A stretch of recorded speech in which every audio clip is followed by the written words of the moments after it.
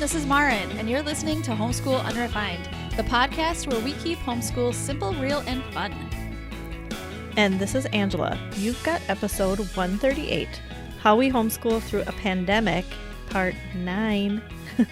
We are going to get to that in a few minutes. First, we just want to say hello and welcome to everyone, all of our listeners and friends. We're so glad you're here, and it's nice to be with you again. We've loved doing these every week. A special hello to our Patreon supporters and a new patron, Lisa. Thank you for supporting us, Lisa. Yes, thank you, Lisa. And as you know, we are a small business, and we are also affected by this global pandemic. People have different listening habits and capacities since this all started, and we really understand that. So many of you have already been very supportive during this time, and so we want to give you a big thank you so much. If you haven't had the opportunity, we'd like to ask you to help us out in any of these ways. You could subscribe to our podcast. That just helps with the algorithm. You could share us with your friends, with a group of homeschoolers, or anyone who you might think would benefit from hearing from us. Also, a review on Apple Podcasts is super helpful in helping people find us. We also have an app school guide on our website, which is a great resource especially for this time while you're at home and you might need some more resources. And also, we have a $5 squad on Patreon. Now is a really great time to join Patreon to support us. This past week, we dropped a curriculum wrap-up episode, which was a live that we did and now is available for anyone to listen to on Patreon. We're going to be taking a break from our recording here this summer for everyone, but we are going to continue to produce a lot of content on Patreon. So we are going to have lots of extra episodes there, and you will not be without a good episode of us this summer. If you would like to join us there, go to patreon.com/homeschoolunrefined and you'll see everything you need. We are changing up the format of this episode a little bit again this week. We are doing a little bit of an Ask Us Anything type of thing, answering your questions. So we are going to get to that in a few minutes. Next week, we wanted to let everyone know, is our last pandemic series episode. Wow. Yep. Before our summer break. So we are going to be talking about summer next week. We're going to try and have some summer wisdom to share. And we're also going to be processing through a lot of our summer thoughts. So be back for that. And then we're going to take a little bit of a break this summer and come back in the fall. Can't wait. Yep. All right. So just quickly, how's everything going at home before we dive into the questions? It's going well. I mean, I don't ever know how to answer that. Hesitantly. And I didn't have a great answer for this in my head before we started, but it is going. It's going. We're plowing through. I think that's a win right now. Way to go. Thank you. I feel like I heard this term on Pantsuit Politics. We're in the messy middle. We are in the messy middle of this experience. And so we are, we're doing the best we can. We have some hard days. We have some good days. And yes, you're right. That's a win. I feel good about that. Right. And I have to say, I don't think messiness means bad. No. Where it feels sometimes at the time where like, this is bad. Like, we're in a messy situation. This is bad, but it's really, this is what it is. And we're making the best of it. Right. A lot of things in life are messy, and that's good. That's fine. Exactly. Yes. I would say the weather in Minnesota has been amazing, and all the Minnesotans rejoice because we can be outside, including my kids. I think they are appreciating the weather and just the chance to be outside more than ever at this time. I believe it. Yep. I'm sure. They're like, we can go outside more. It's exciting. I remember when there was a time when I was probably a young adult when I started to appreciate the weather. Yeah. And I'm just imagining that maybe is happening a little earlier for I think it is. Like kids. I think through the pandemic. Yeah, my kids are appreciating the weather at a young age. So that's awesome. That's great. And so that has really boosted our spirits at this time of year. Yeah. How's it going for you? Great. We have a house that we are hopefully going to close on in a few Yay. weeks in Minnesota. So I'm very excited about that. There's always a lot of things that could go wrong still. It's not closed until it's closed, but we're optimistic. That's amazing because everything's going well so far. Know I'm sure all of our listeners know it was probably not easy for you to find a house in these times. Yeah. I mean, it's just weird that we haven't even like physically seen the house. Yeah, that's true. We haven't been in the house. We just saw it online on our computer. Yep. And so, but it's just, so that's kind of weird. Do you have a picture of exciting. like walking in the front door and what you're going to see? Or are you like anticipating surprise? Like, I mean, we've gone through the house like with kind of like a FaceTime call. So I feel like I'm going to know. We have a really good idea. Good. Okay. Yeah. So but it's going to be different. It's going to be different for sure than what we are imagining. I'm sure a little bit. So I'm excited about that. But, honestly, right now we've started to pack this week. So we're doing kind of the same stuff academically, but it's just now in between all of that, we're packing. So probably next week, it's just going to be maybe only packing. I don't know. Yeah. We're going to see. Yeah. I in my head, this week is like our last official week of academics until we get settled in our new house. And then we'll talk about that next week. Yeah. But, so anyway, that's where we're at right now. Kind of we're at the beginning of this transition period. Right. I've done we've stayed in a furnished rental for like a 5-month period. So I've done that in Arizona. That's right. And the nice thing about packing up to leave is you don't have that much stuff. I mean, I know you've lived there for 5 months, so you have stuff. Right. But it's not like packing up a house to move or anything. Definitely This is like all going to fit in your car. We do have to like go through every drawer and be like, now which one is my stuff and which one is their stuff? Yeah. So I have to think about that. But it's definitely not a ton of stuff. So I'm thankful for that. That's exciting. For sure. Yeah. Well, we're excited to have you back. Minnesota got some new guidelines yesterday. I don't know if you heard, and my kids exclaimed, they rejoiced because they thought that meant we could all hang out. I had to temper them and say, I don't know if that's what that means, but maybe this summer we'll be able to. Maybe we'll see. I don't know. I know. I haven't. My kids think we're not going to be able to see you for a long time. So, and I'm not going to change. I'm not going to say anything about anything. It can be a surprise if they do. Exactly. All right. So let's start with these questions. Great questions, everybody. Thank you so much for asking us these things. When we, just a little, for those of you who are listening and maybe not on Instagram, we just asked on Instagram last night. We just thought, you know what? Are there some things we're not covering that people would like us to talk about? And we had gotten some questions in the past, so we thought, let's just do an Ask Us Questions episode. And I mean, we had some ideas and we thought, I bet somebody else has something better or, something more, something that you need to hear. Right. So we did get some great questions. So yeah. The first question says, my struggle is fitting in a workout, exercise for my kids, chores, appointments. I'm curious as to how people keep their whole houses running while also ensuring enough time to focus on schoolwork.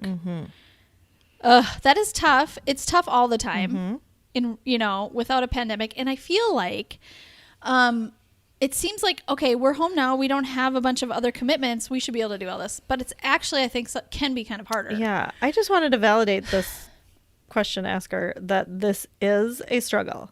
And like you are not the only one struggling with this. And I feel like this is my daily struggle.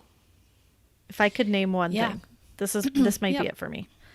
Yes. So what do you think? What are your first thoughts? Okay. Here?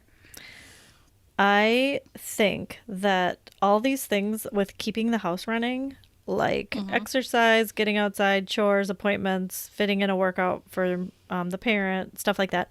I think that is learning. It is important. It is learning. And it should be validated as if that's all you're doing amazing. Totally. I want my kids to know that running a household is a lot of work. I want them to know all the things that go into that. I don't want to do all of the running of the household in the background while they focus on school. I don't want that. I want us all to be all in the running of the household together. Yep. Yeah. And I have to say, like, my kids who this semester even who were going to, I had one kid going to public school and 2 kids going to a co-op 2 days a week. So that was like, you know, really took up a lot of their time. I feel like we had to cut down on chores. And I feel like it was kind of a toss up as to like which one was harder or easier for me. Managing schoolwork or managing chores? Yeah, right. Like, because they weren't helping with all the chores, then I was doing so much more. And then it was like, well, you know, we're all working so hard. I mean, I'm working so much harder on other things now. So, yeah, I mean, I feel like that's an advantage to homeschooling is that your kids can be involved in all that. I hear from friends who have kids in school, and I know from my own daughter, my oldest going to school this year, that it is really hard to do school, like public school, and chores and running of the family type of activities. And so it's hard to do both of those things. I think an advantage to homeschool is that everybody can do it together. I do have to say, though, something that I did, I think 2 years ago, which I shared on this podcast, and I probably haven't talked about it since, it bears repeating. Me handling the chores was getting me down and too much for me. And so I gave up on that, and I put my husband in charge of it. And that's right. Yeah. Because I was doing like, everybody do your chores. Come on, everybody, you know, during the day of during the homeschool day. And because kids hate doing that stuff. And it was a struggle for me to motivate them. And it was taking up too much of our time. And my husband is super into making sure kids do chores. It's kind of like his favorite thing. And I just thought, you know what? You can probably do this better than I can. Why are we not delegating? Why is he not? And he was doing it still on nights and weekends because he likes it so much. But I just thought, I'm going to hand this completely over to him, and I'm not going to worry about us doing it during the day. That being said, you know, dishes pile up, and you know, things, you know, basic daily things need to happen during the day. And my 13-year-old is working for me, and I'm paying her to do a lot of the kitchen cleanup, like all the kitchen cleanup every day. It's amazing. And it's worth it. So, oh, go ahead. So I just wanted to say, like, I think for me, the chores thing was too much, and I just had to kind of let go. Maybe there's something that you can delegate or let go of. Maybe that's appointments. I don't know. Maybe that's making sure your kids get outside. Maybe you need to wait till a different time of day to do that. I don't know. Also, and I think I talked about this in a much earlier episode. Maybe it was a what we don't do episode. Okay. We have a few of these, what we don't do. And one of them, I know back a ways, my kids are now 13, 11, and 9. But when they were younger, I would not have a requirement that like my kitchen needed to be clean before I went to bed at night. Yeah. I could not do it. I had to let go of that expectation. As much as I wanted it to happen, as much as I felt like I want to wake up to a clean kitchen tomorrow morning, I physically and mentally like could not make myself do this. And I you know, sometimes I'd catch myself after everyone was in bed cleaning up the kitchen and thinking, why am I doing this? I could be in bed right now, and I need it. I need sleep more than I need a clean kitchen. And that was, you know, when we had toddlers, like toddlers upon toddlers, and diapers upon diapers. And so like, it was not worth it for me back then. And I have to say, I don't know how I did that, because now if I don't have a clean kitchen at night, it really bothers me. Like I want to wake up to a clean kitchen now. And I can hardly fathom thinking that anymore. But at the time it was just the right thing to do. So I think letting go of those expectations, like your house is not going to look like the same as if you have a bunch of teenagers who can help you for sure clean up, you know? And so it's just, so expectations definitely have to change. And then I also have to say for exercise, I now exercise with my kids a lot. I try to do a lot of exercising with them. Like we try to do walks and runs and hikes. And even during this pandemic, here we are, in Austin for 5 months. We've been traveling around the United States. We didn't bring a bunch of stuff, but because we were here, I decided to get, outdoor play equipment. I got balls, I got tennis balls, I got a volleyball, basketball, things like that, so we could play together. And so I tried to just make sure like we could do active things together. I really wanted to create active experiences with my kids because I want them to have these memories of like positive physical activity time.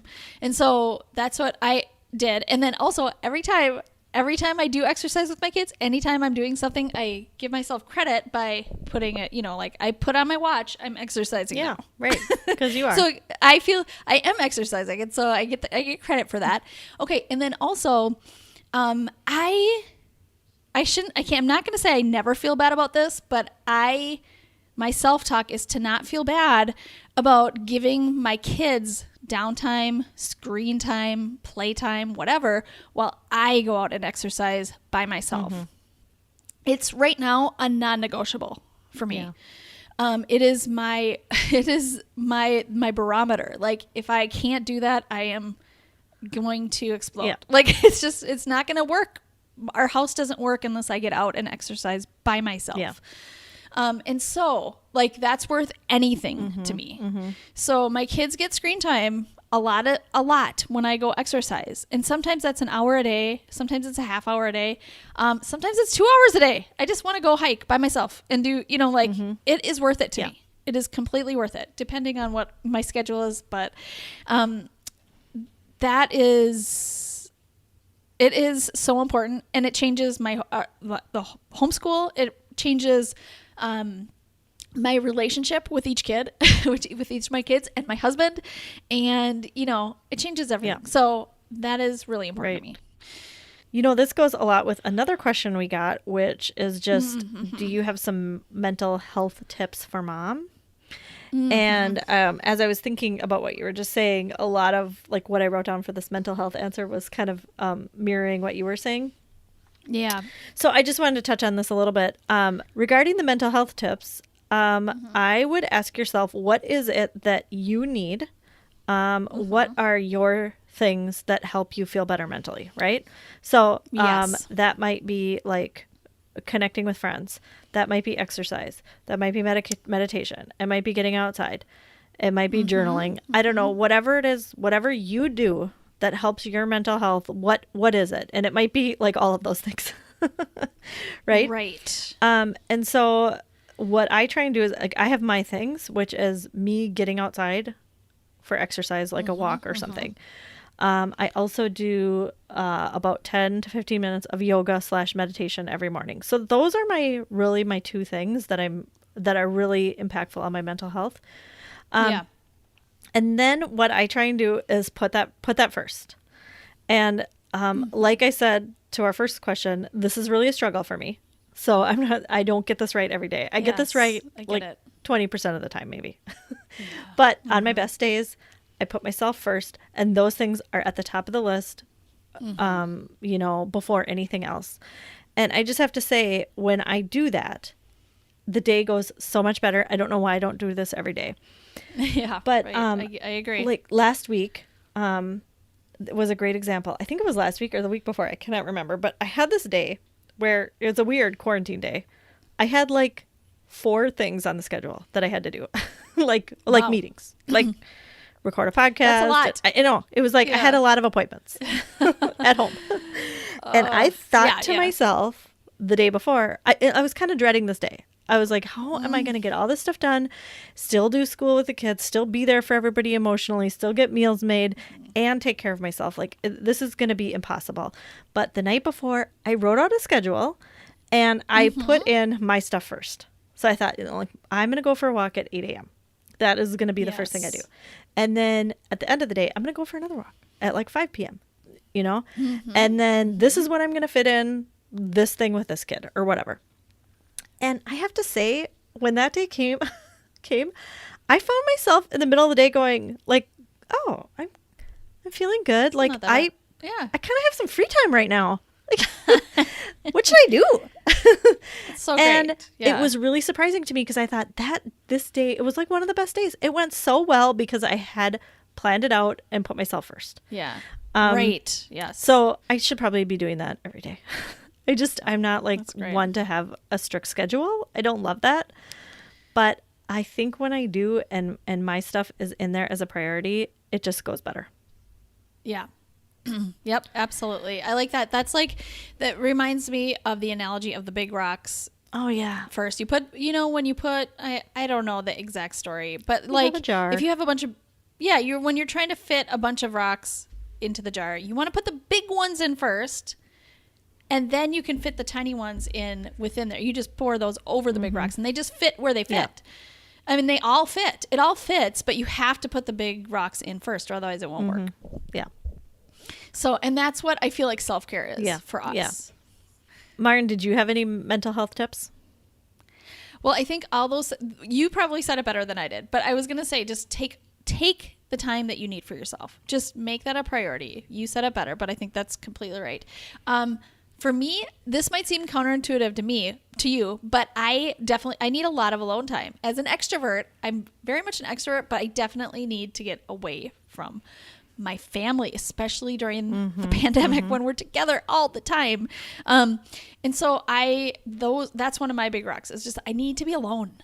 And sometimes that doesn't happen in this house because, sometimes if everybody were alone, all the rooms would be taken in our house right now. And so sometimes that just means I go out, I get out. So whatever has to happen, I just make that happen so that so I can have alone time, and I know my kids need it too anyway. Right. Like I said before, for me, I need to have fun with my kids because I feel like that's my mental health. It diffuses like in the intensity of sometimes a homeschool day is just to have fun. And I feel like we all kind of like go back to our natural, normal states after we've had some fun together. So that's an important thing for me, for my own mental health.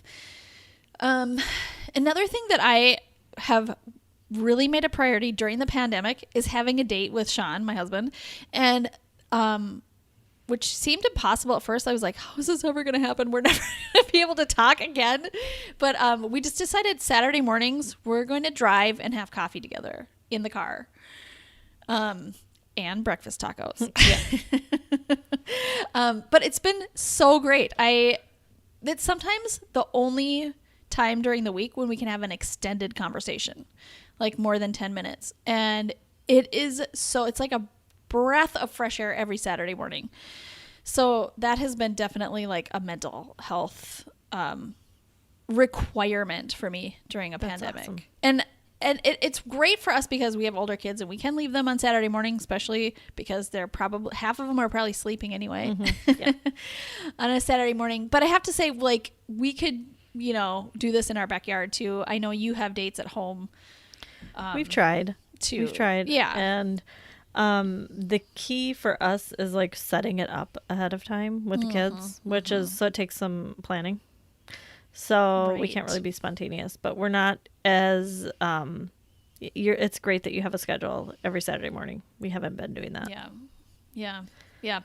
Okay. And then another thing I started doing besides my getting out and exercising outside of the house, I just started doing yoga at the end of the day while kids are getting ready for bed and stuff.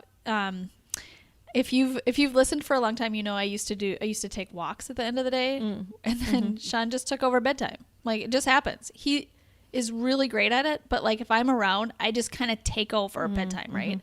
But if I'm not available, he takes over bedtime, and it's great. Yeah, like it's actually probably goes better because he's kind of a minimalist with bedtime, and it doesn't make it go long. Yeah. You know what I mean?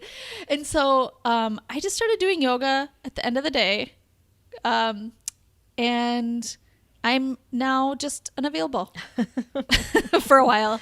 How does that work? Are you locking a door? I don't lock a door. I just do it in my bedroom. So sometimes people come in and they see me and they're like, oh, okay, sorry. Or like every once in a while, kids start doing it with me, which I'm totally fine with. I think that's great. It's actually a good thing for them to do right before bed. It's not intense yoga. Mm-hmm. This is like stretching yoga, like wind down yoga.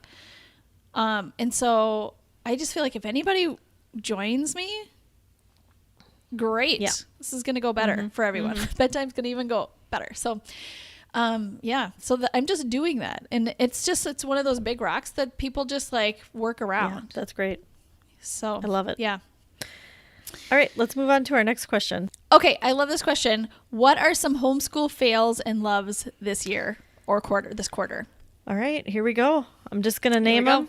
We're not going to talk a long time. I could talk a whole episode about each of these, but I'm not going to. I'm just going to name them. I feel like we should. Because, well, I think I've already talked about these in the past, but here we go. Yeah. One thing I failed at this year was I really wanted my kids to have like group learning time. Like we're all going to read this history together and then, or we're going to watch this history video, or we're going to do a read aloud or whatever.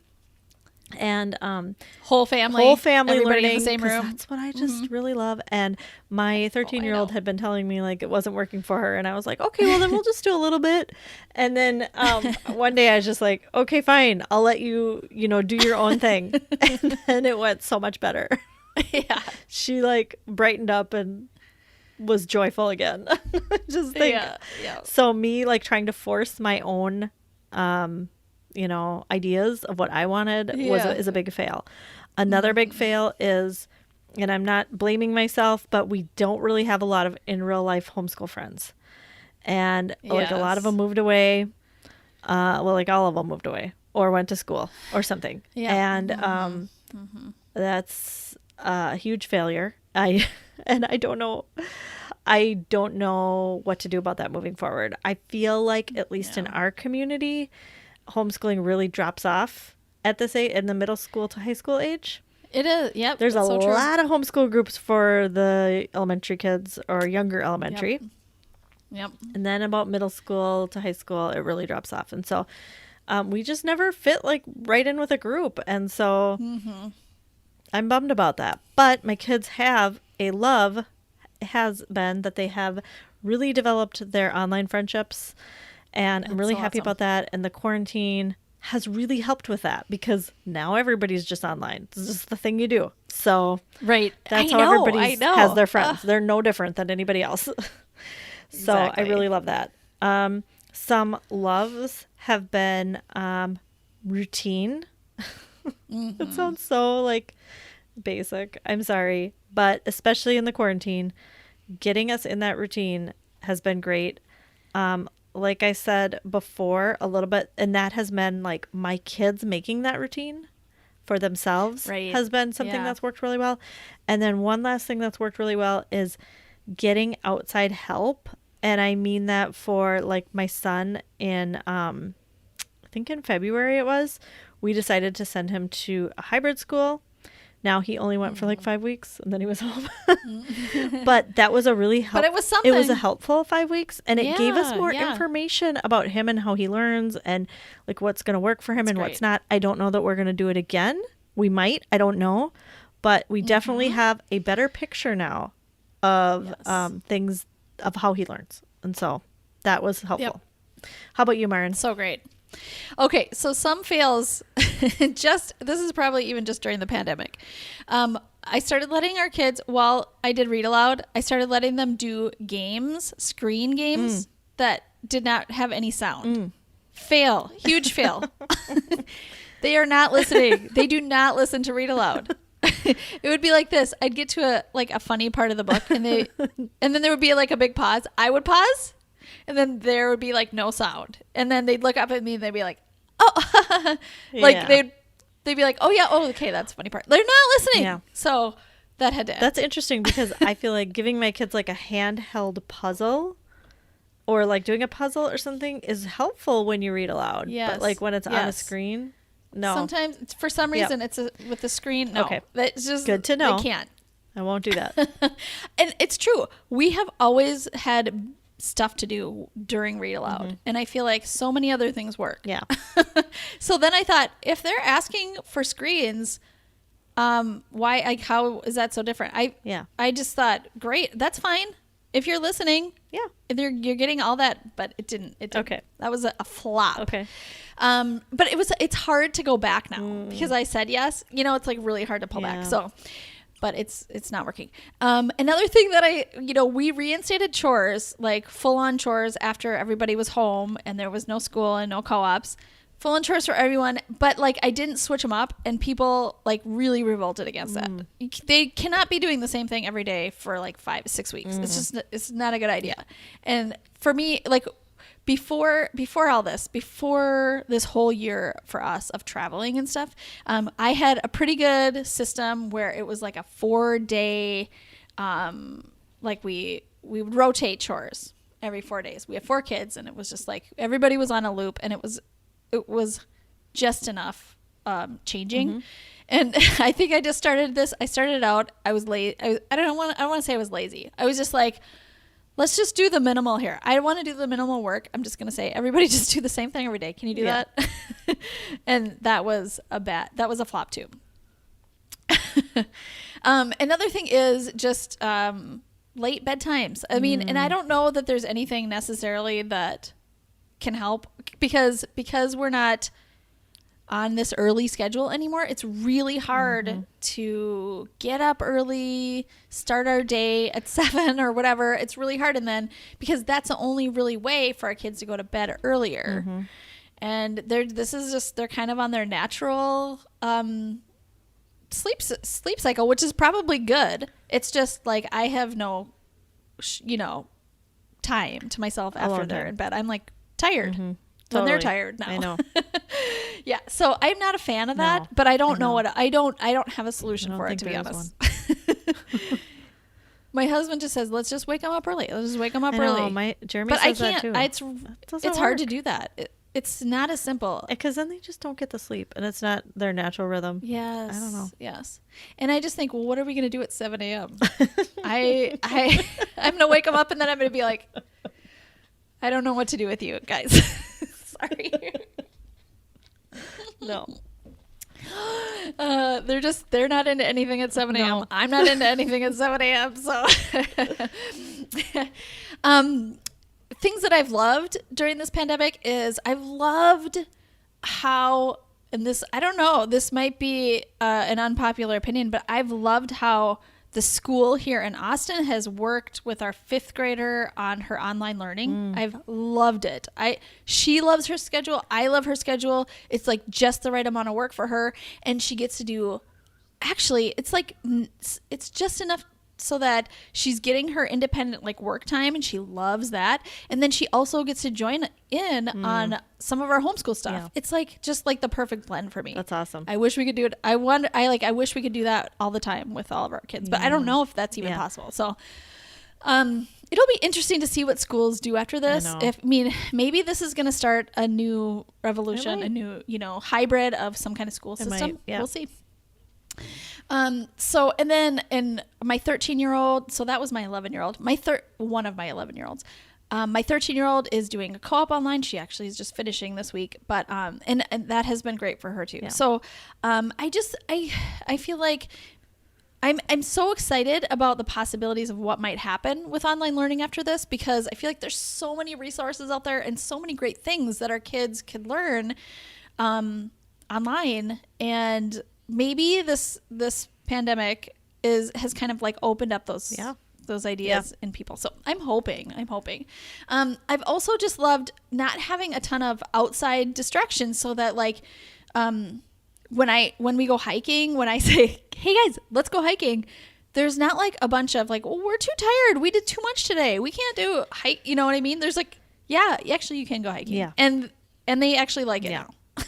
Because I think for sure, and I think adults do this a lot, we think that we can handle it, so kids can handle it. Like, we can do all this stuff, plus we can go on a big hike, and it's fine. And I think I've done that a lot with my kids, and it was hard. Yeah. This whole year of traveling has been kind of hard for them, because we've done so much. We've just really packed a lot in. I'm giving them all the credit for that. They've really been troopers. But I feel like this time has been like, we can do this. We can like actually for them, really, they can really enjoy the hike. Yeah. They can take the time and the energy. Like, they know they can rest beforehand and they can rest afterwards. And they can really like dive deep into our hikes, or, you know, do lots of nature study and like just go deeper into that, into that experience. So I've really loved that so much. I love zero outside distractions. That has just been so great. I know. All right, let's move on to our next question. This comes from someone with little kids.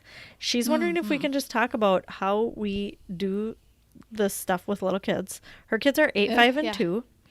What do our days look like? And I want to say, I understand. I mean, Marn and I, we've obviously been there, but right now that's not our stage of life. And so we don't talk about that so much, but I do remember some things. And I do think it's a good reminder for us to be including that age range. So thank you for that reminder. Definitely.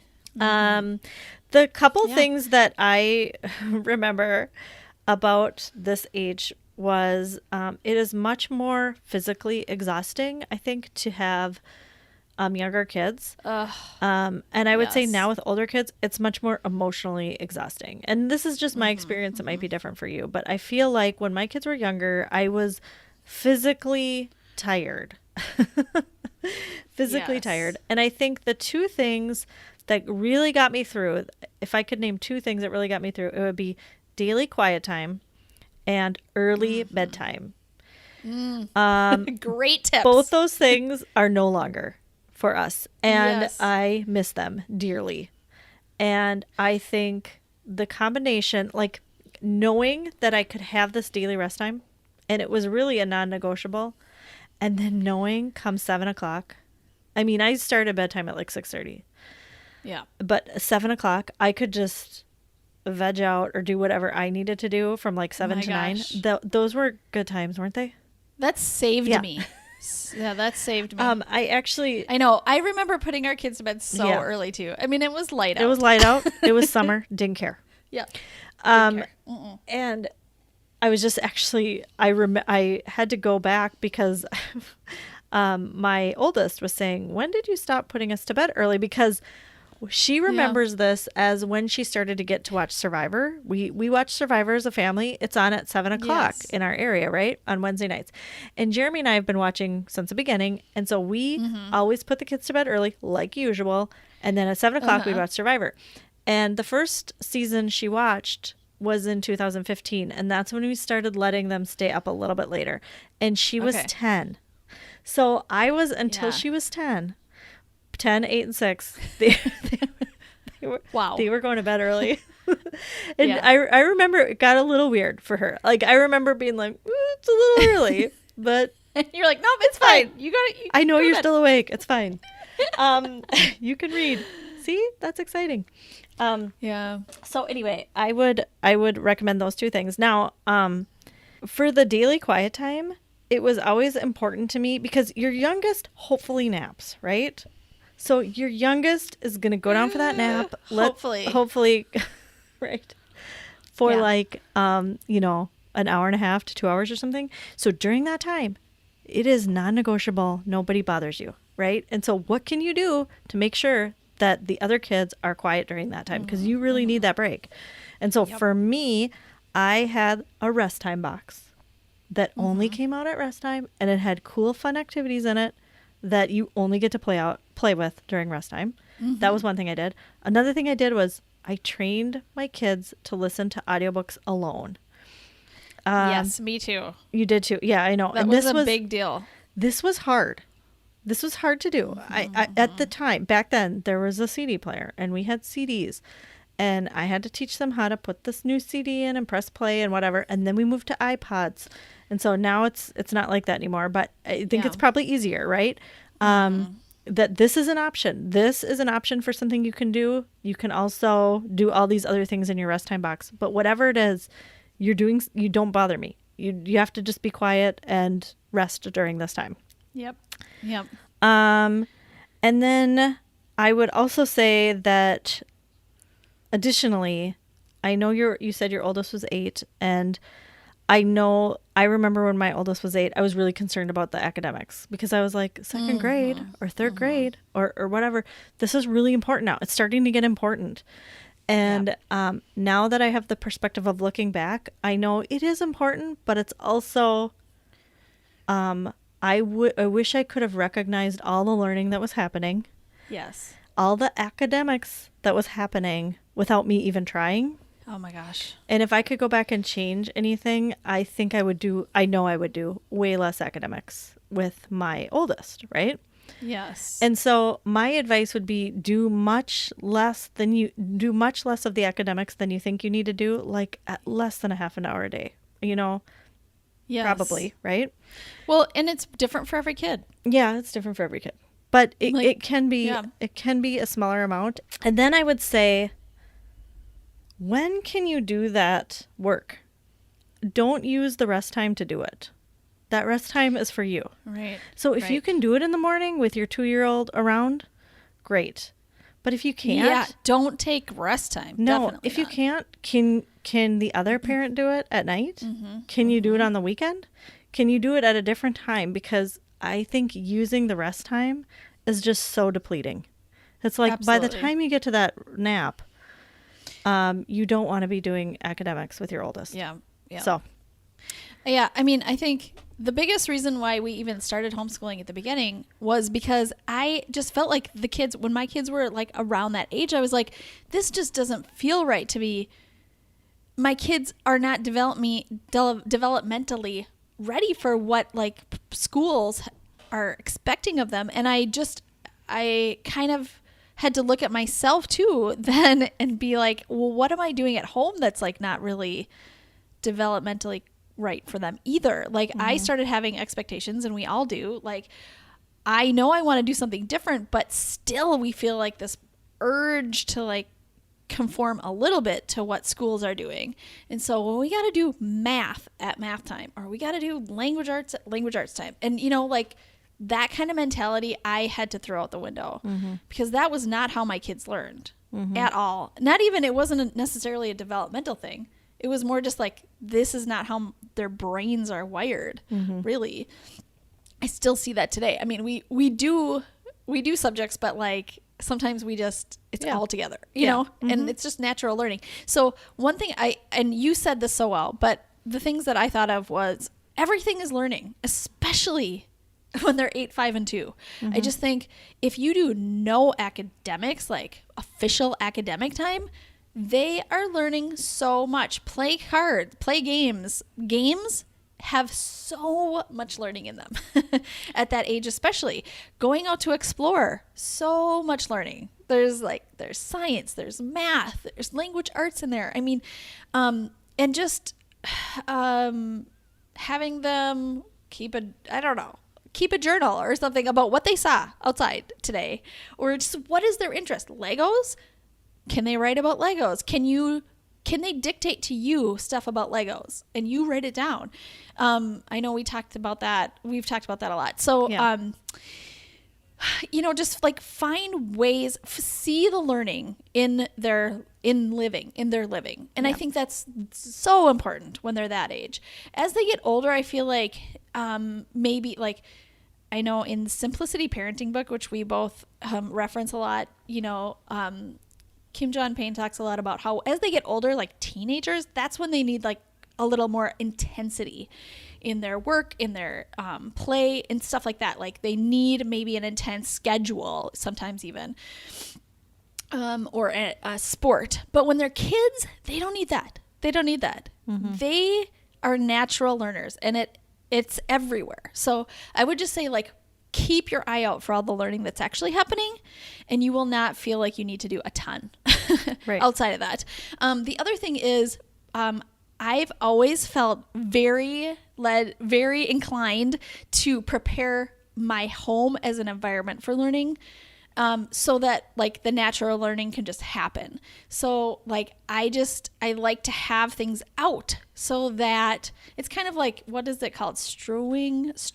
Yeah. Where you just strew things out. That is like kind of that's my MO kind of as far as parenting and homeschooling, is like just have things out, and our kids naturally are just like drawn to what they're drawn to. So like I love having just art supplies ready, safe art supplies that are just safe and ready to go, and they can just use them. And then or I don't know, buttons or whatever you're going to do, buttons for counting, math, or sorting, things like that. Like they're just out and ready for them to use. And then it's more like independent play. So it's not like you are there trying to find things for them to do all day long. And you're also not the one that has to mediate all their playing. It's just there. And then it's just the thing. And I've always had a hard time when my kids were little to make them clean up after every time they did something. Like, oh, you're done with this now, you have to clean it up and put it away. That was really hard for me, but that's just kind of my personality. So I would just have designated times during the day. Like, we're going to just do 10 minutes of cleanup right now, 10 minutes of cleanup in a couple hours from now, and then 10 minutes of cleanup at the end of the day. And then that's it. Whatever gets cleaned up is great. And if it doesn't get cleaned up, it's okay too. Yep. Kind of like the kitchen thing, like I talked about. Yeah. Like, just expectations just have to adjust a little bit, and it's for, but I think that's up to you too. It's up to you. Like, what can you handle there? Yeah. So, all right. So we have one more question, and actually this one we are going to be talking about more next week when we talk about summer. This question is, are you as families discussing any big plans after this year is over? So I think we will probably get to that next week. Yes, right? For sure. Okay. For sure. I was just going to say, just one quick little thing is that because our this year for us has been very intense with traveling, I plan to lay low for a year. So we don't have huge plans. I'll just say that. Right. How about you? Right. I find myself kind of wanting to make big plans for what we might do, and then I stop myself and I say, it's too early to think about this. Like, well, it's really tricky. It's really tricky right now because we do not know the future of this pandemic. We really don't. So it's hard to make plans even now. Yeah. Yeah. All right, let's move on to our loving this week. All right. Yes, LTW. Angela, what are you loving this week? I am loving a Netflix documentary. It is called A Secret Love. Have you heard of this? No. Okay. This was really good. It is a story of two women who are probably, they're older. So like 80s. Yeah. They're older women and they are gay and they're partners. Yeah. And so, but they've been together like, their whole life, since their 20s or whatever. Yeah. So that would put it at like what year? Like what the decade? 50s? Oh, something like that. Yeah. And so, and it's what's super interesting about it is, first of all, it is about a long lasting relationship, which I just think I love hearing about people's stories, right? Yes. Also, at that time, obviously this was not accepted. And so it was a big secret. And it was still a secret for them until like they just recently came out to their families, like a few years ago, right? They called each other cousins. I think they called each other cousins. And then to their family, they like my friend, who I live with. Yeah. Yeah. And then one of the women was I don't know if it was professional or semi-pro, or I don't know what it was, but it was like a women's baseball league. There was a women's baseball league in these smaller cities, and she was on this circuit where they had like women. Of their own? Yeah, yes, it was like a league of their own. Yeah. Yes, that's what it was. She was a player on this team, and so her particular story was really interesting because she was also groundbreaking in that area. Yeah.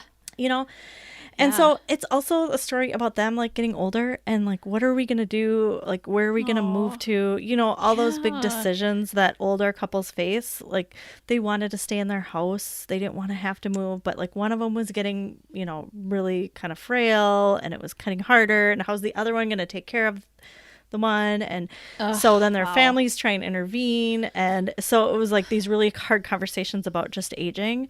And I just thought it was just, I think this documentary crew must have followed them for like, I don't know, 5 years or something at least. Wow. So it was just so well done. Such a good story. Really groundbreaking and beautiful. It was really, really good. Loved it. It's on Netflix. Wow. You should go That's watch it. awesome. A Secret Love. It's on my list. Thank Yep. you. Yep. How about you? What are you loving this week? I'm also loving a show, but it's not as profound. I will say okay. that. This is more of a comfort show. It's like comfort food, but for watching. Let's hear it. And it's an older show. It's called Happy Endings. Some of you may have already heard watched of it. So tell me about it. It's on Hulu. It's kind of like, I think actually when it came out, I think it came out in the 10s. I don't know. What's that called? What's that decade called? Teens? The teens? The teens? I don't know. So probably early teens. I Okay. don't know, honestly. But it was only on for 3 seasons, I think. And it was on ABC. I don't know. I think I didn't watch it because I was a huge Friends fan. And I just thought, oh, this is just somebody trying to, recreate that. And I was like, I'm not in for that. So is it a comedy? It's a comedy. It's Okay. just, it is like, it actually is like Friends. in some ways. Okay. But I think I love the dynamics between the characters. It's different than Friends in that way. And there's no audience. So it's like the newer version when that came out where there's no audience and it was just, I know whatever what you that mean. camera is, Anyway, so There's no laugh track. There's no laugh track. Yeah. It's a well-written show. Great timing. I think great comedic timing. And I'm loving the characters. And it's just such a comfort show at the end of the day when I do not want to think about anything and just laugh. Awesome. I have heard about it and I've heard good things, but I never think I knew what it was about. They're all people that you could be friends with. Yeah. Okay. It's funny. So All right. Thank you for enjoying sharing that. It's on Hulu. Yes. It's on Hulu. All right. Yeah. Sounds good. All right. Well, thank you everybody for listening. Come back next week to hear us talk about summer. And in the meantime, if you want to follow us, we are on Facebook and Instagram at Homeschool Unrefined. And we have our website, homeschoolunrefined.com, where you can find links to everything that we talked about. And we'll see you next time. Thanks for listening. Homeschool Unrefined is created and produced by Maren Gorse and Angela Sizer. Ethan Miller is our editor, and Amanda Ginn is our VP of all the important things.